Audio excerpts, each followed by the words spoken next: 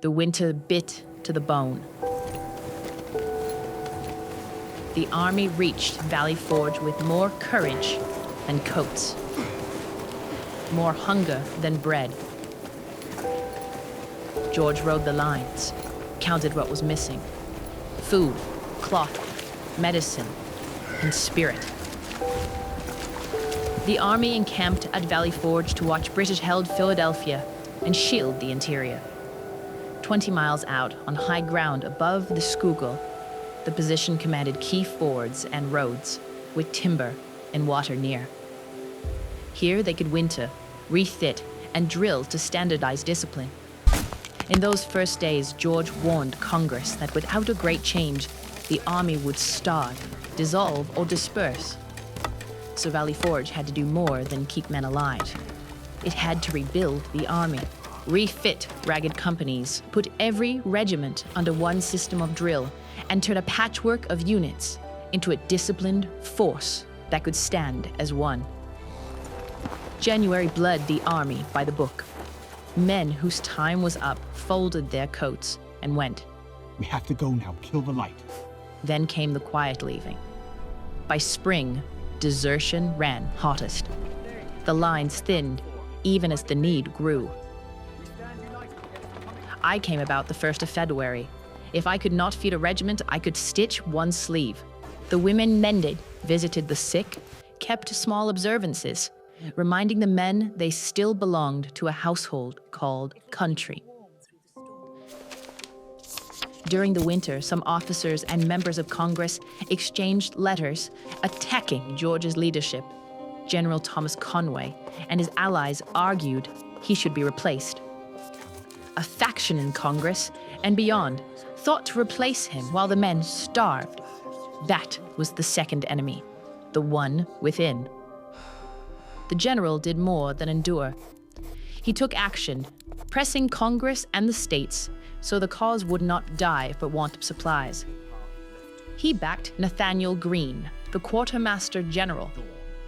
Congress appointed him in March.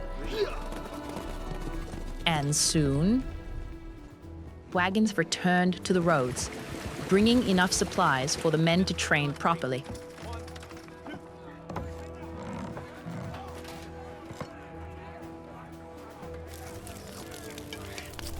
Then came Baron von Steuben. I'm here to train soldiers. Let me know when any get here.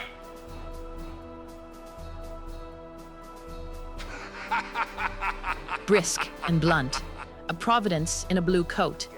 He carved order from misery. Rücken gerade! You march like women to market! Surprising how quickly they fell in line for a foreigner.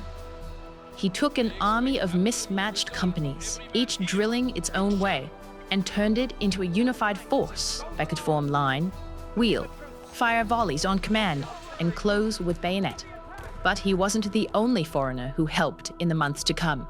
We also had a young French Marquis, Lafayette, eager and brave. The Board of War dangled bright commands, even schemes far from camp, to pull him from the general's side. He chose fidelity. In a winter of shortages, loyalty was the rarest supply. General Conway and his allies set ink against him, hoping to remove George from his command and replace him with General Gates. But for the men round the fires, the test was simple. Who suffered the harsh winter with them? The Conway cabal melted with the snow. George's command did not. You could see the change. Even with fewer in the ranks, the lines held better. Make ready. Take aim. Fire! Ready. Steuben's drills stitched what the winter had torn. A British noose drew tight near our camp. Lafayette slipped it clean. Pass the defy in the rear. March! His men moving with the steadiness we had prayed for. That was not luck, I heard returning to the lines. It was practice made courage. On the 6th of May, the muskets spoke for France.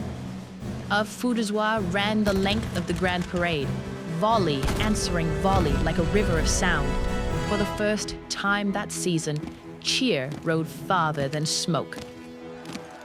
We were still thin, still grieving, but no longer the same. The suffering had tested our vow. Reform steadied our hand. Discipline gave it purpose. By mid-June, the huts stood empty behind us. Wagons creaked, ranks stepped off.